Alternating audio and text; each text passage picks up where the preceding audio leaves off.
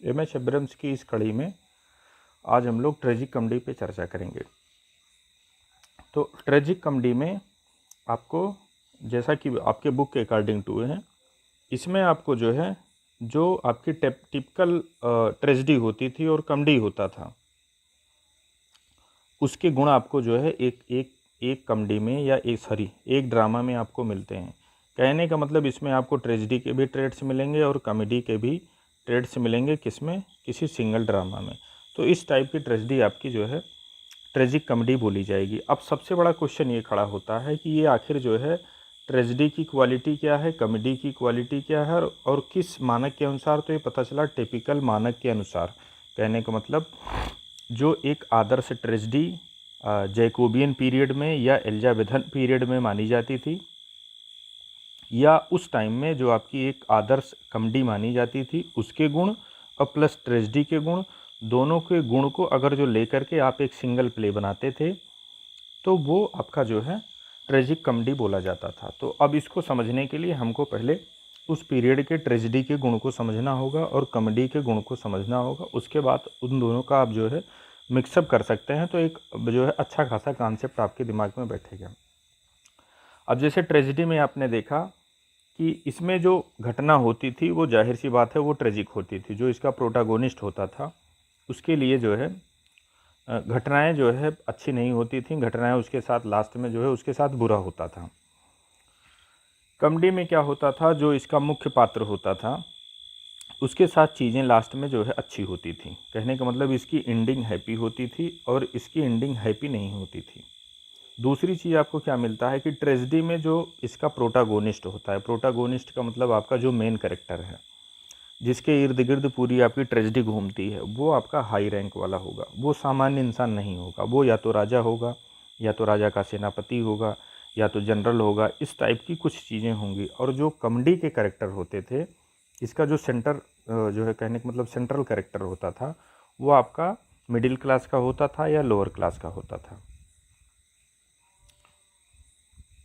अच्छा, अब tragic comedy में क्या किया गया? ट्रेजिक कॉमेडी में आपने एक ऐसा प्लॉट बनाया, आपने एक ऐसी स्टोरी बनाई जिसमें आपने जो है हाई क्लास के भी कैरेक्टर डाले हैं और आपने उसमें लो क्लास के भी कैरेक्टर डाले हैं, और हाई क्लास का कैरेक्टर भी लीड कर रहा है और लो क्लास का भी कैरेक्टर लीड कर रहा है। अच्छा, अब दोनों लीड कैसे करेगा? लीड ऐसे करेगा, अब जैसे मान लीजिए ट्रेजेडी है, तो ट्रेजेडी का जो हीरो होगा वो हाई रैंक का होगा, तो जाहिर सी बात है उसका जो दुश्मन होगा वो भी हाई रैंक का होगा। यहाँ क्या चीज़ किया गया? यहाँ इनके जो, कहने का मतलब सपोर्टर जो नहीं हैं वो ज़्यादातर लोअर क्लास के होते थे।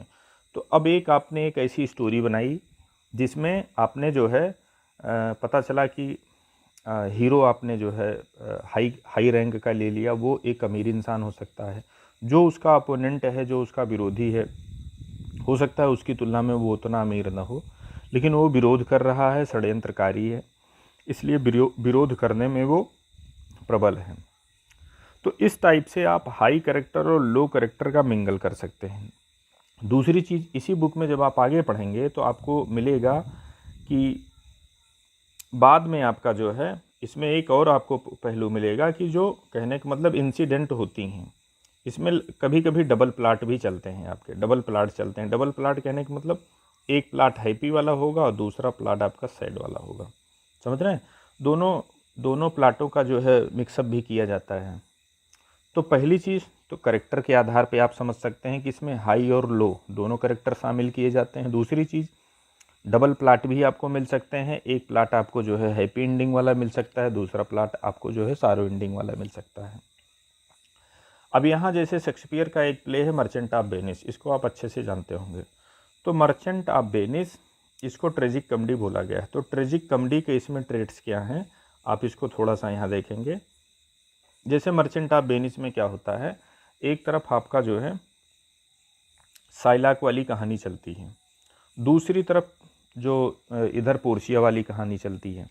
तो पोर्शिया वाली कहानी में इधर हैप्पी एंडिंग होती है, जो पोर्शिया का लवर होता है वो लास्ट में दोनों जो है मैरिज करते हैं।